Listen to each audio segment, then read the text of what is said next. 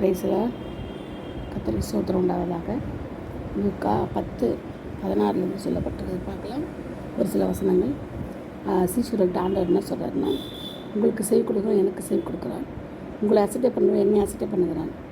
என்னை அசட்டை பண்ணுவேன், பிதாவை என்னை அனுப்பினவரை அசட்டை பண்ணுகிறான்னு சொல்கிறாரு. இப்போ பாருங்கள், நம்முடைய தேவன் எவ்வளோ வைராக்கியமாக இருக்கிறார். நமக்காக, சீஷர்களுக்காக அவர் எவ்வளோ வைராக்கியமாக இருக்கிறார். 70 பேரும் சந்தோஷத்தோடு திரும்பி வந்து, ஆண்டவரே உங்கள் நாமத்தினால பிசாசுகளும் எங்களை கீழ்ப்படுகிறதுன்னு சொல்கிறாங்க. அப்போ அவர் என்ன சொல்கிறாருன்னா, சாத்தான் மின்னலை போல வானத்திலிருந்து விழுந்துட்டான். இதோ சர்ப்பங்களையும் தேள்களையும் மிதிக்கவும் சத்துருடைய சகல வல்லமைகளை மேற்கொள்ள உங்களுக்கு அதிகாரம் கொடுக்குறேன், ஒன்று உங்களை சேதப்படுத்த மாட்டாதுன்னு சொல்கிறாரு.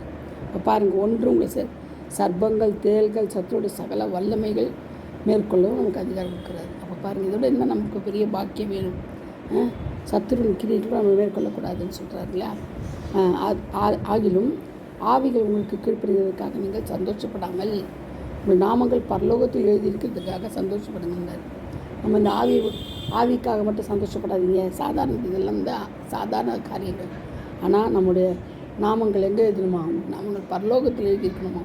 அதுக்காக எழுதுறதுக்காக சந்தோஷப்படுங்கள் அப்படின்னு சொல்கிறாரு. நம்ம அந்த காரியங்களுக்காக நம்ம என்ன செய்யணும்?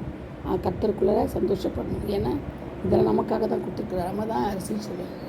அவரோட உடன்படிக்கையும் அவருடைய கற்பனைகளை கை கொள்வது தான் சீஷர்கள் இல்லையா? வேறு நிறைய சீஷர் இருக்கிறாங்க.